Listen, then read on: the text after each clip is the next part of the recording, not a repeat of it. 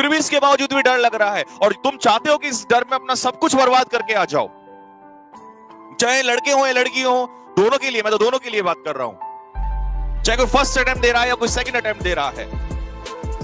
और ये सच्चाई है कि तुम अपना जो एग्जाम लूज करने वाले हो सिर्फ डर की वजह से। एंड ध्यान रखिएगा, if you want to be a king, अगर तुम्हें किंग बनना है तो ये डर तुम्हें अपने अंदर से निकालना पड़ेगा। अदरवाइज साइज, मैंने पहले भी कहा है, size and age don't matter. आपका साइज और एज मैटर नहीं करता है टू बी अ लीडर।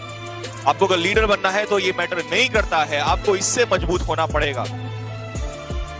इस बात को अपने दिमाग में रख लो।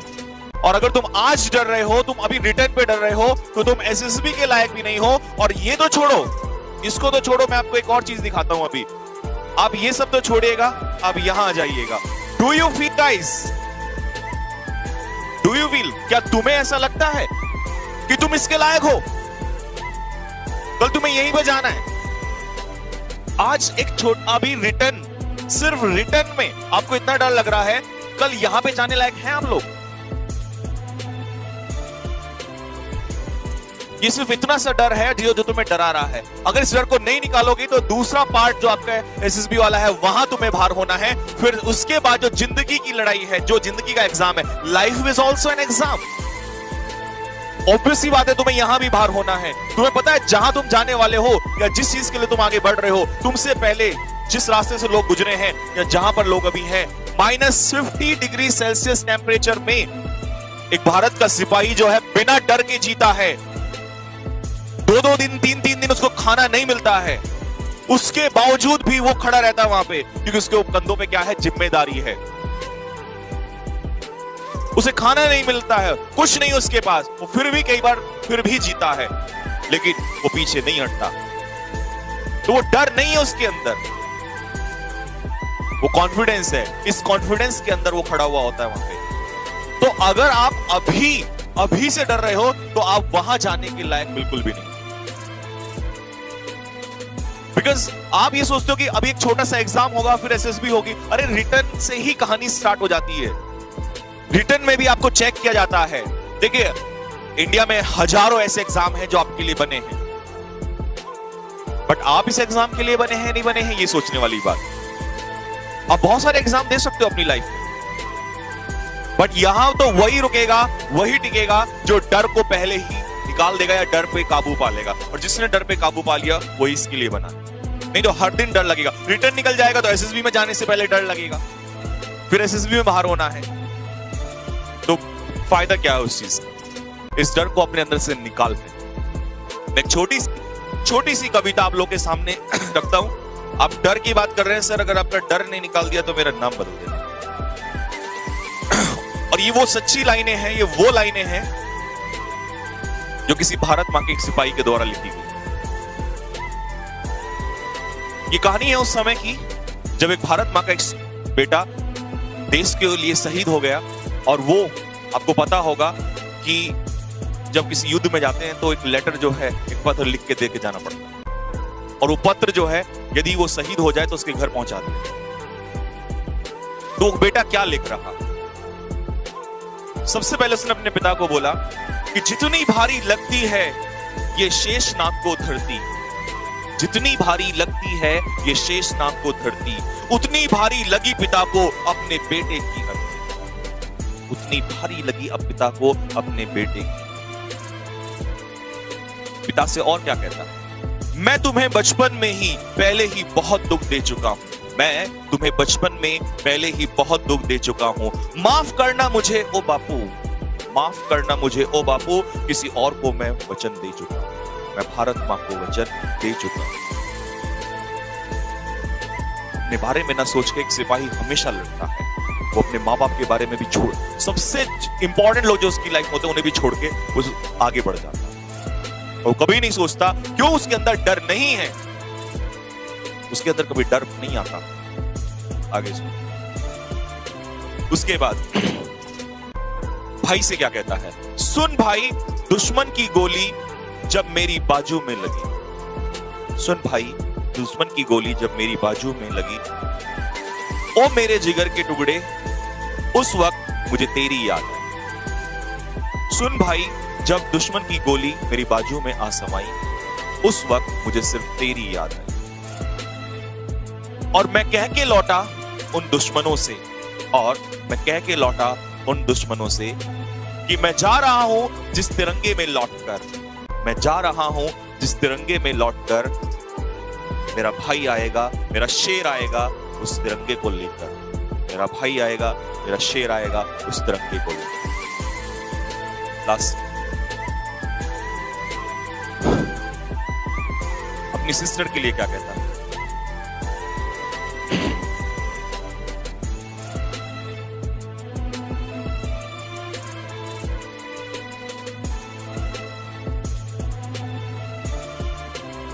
कि जाकर तुम मेरी उस बहना से कहना, कि जाकर तुम मेरी उस बहना से कहना कि मैं दिया हुआ वचन पूरा कर न पाया, कि मैं दिया हुआ वचन पूरा कर न पाया, लेकिन रक्षाबंधन पे जो तुमसे वादा किया था, मैं उससे पहले भारत माँ का वादा पूरा कर आया, मैं उससे पहले भारत माँ का वादा पूरा कर आया। और अंत में अपनी माँ को क्या लिखता है कि माँ तुम्हारा लाडला अभी अभी घायल हुआ है, माँ तुम्हारा लाडला अभी अभी घायल हुआ है, देख उसकी वीरता को शत्रु भी उसका कायल हुआ, देख उसकी वीरता को शत्रु भी उसका कायल हुआ। जिस खून की होली को मैं खेल रहा था, उसे देखकर जो प्रलय आई, जिस खून की होली को मैं खेल रहा था, उसको देखकर जो प्रलय आई, माँ मुझे उस समय सिर्फ तेरी याद, मुझे उस समय सिर्फ तेरी याद।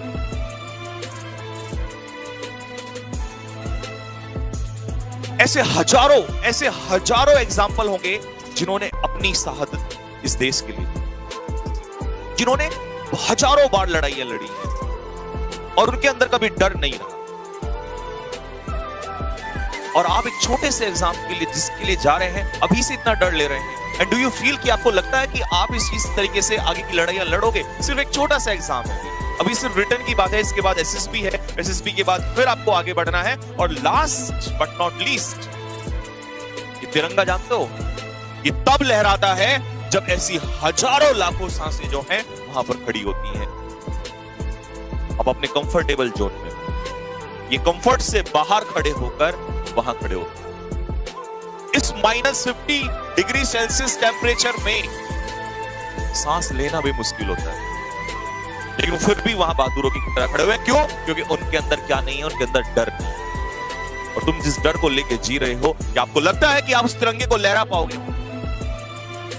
क्योंकि जाना तो आपने भी वही, रास्ता आपका भी वही है और मंजिल आपकी भी वही। तो फिर क्यों घबरा रहे हो तुम लोग? और अगर इतना ही डर लग रहा है तो कोई और एग्जाम देख लीजिए, बहुत सारे एग्जाम हैं। बट अगर आप इस एग्जाम के लिए बने हुए हो और आपको लगता है कि हम इसी के लिए बने हुए हैं, तो सबसे पहले वो डर आपको अपने अंदर से निकालना पड़ेगा, क्योंकि आपकी तैयारियों में कोई कमी नहीं है, आपके टीचर्स ने कोई कमी नहीं छोड़ी है और आपने भी कोई कमी नहीं छोड़ी है। बस कमी है जो आपको ये डर लेके डूबे, इसको छोड़ दीजिए सर।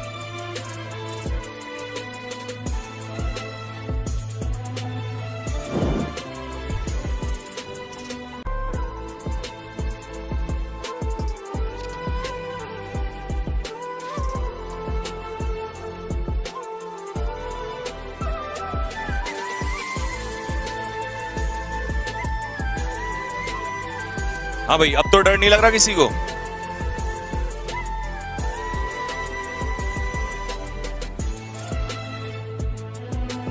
ये जरा कमेंट बॉक्स में लिख के बताओ जरा फटाफट, हाउ इज द जोश, हाउ इज द जोश।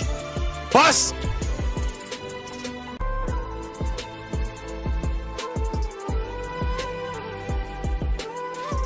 तो साथियों, मैं आप लोगों से, सभी भाइयों बहनों को मैं आपको यही बताना चाह रहा हूं, मेरे बच्चों, कि आपको परेशान नहीं होना है, बिल्कुल भी परेशान नहीं होना है।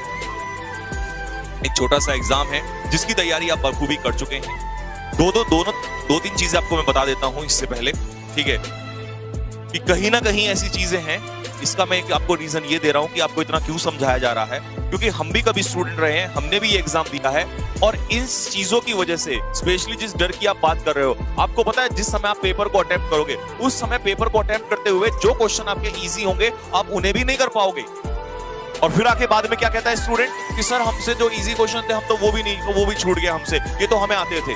और इतना क्वेश्चन 50 से 60 क्वेश्चन पेपर में यूपीएससी के 120 में से होता है, लेकिन बच्चा वो भी नहीं कर पाता। क्यों? क्योंकि वो डर उसके ऊपर हावी होता है। इसीलिए इस डर को हावी मत करने दीजिए अपने ऊपर, और सोचिएगा जो होगा हो जाएगा, किस्मत में जो होगा वो हो जाएगा। लेकिन किस्मत से बड़ी चीज है मेहनत, जो आप ऑलरेडी कर चुके हो। जो होगा होने दो, उसे क्यों टेंशन ले रहे हो? आपको जाना है और उस पेपर की खोपड़ी में छेद करना।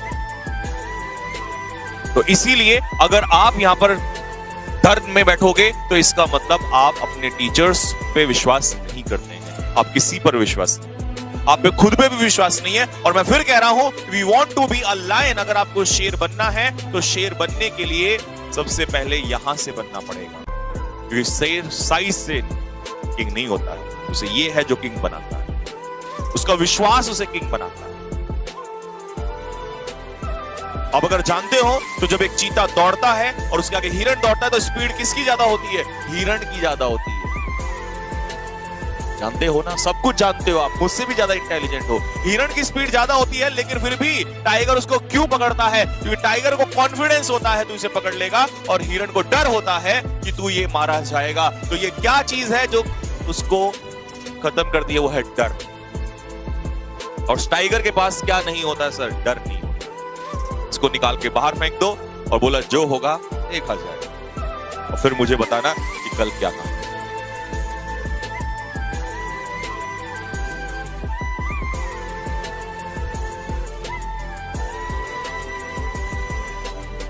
ठीक है भाई।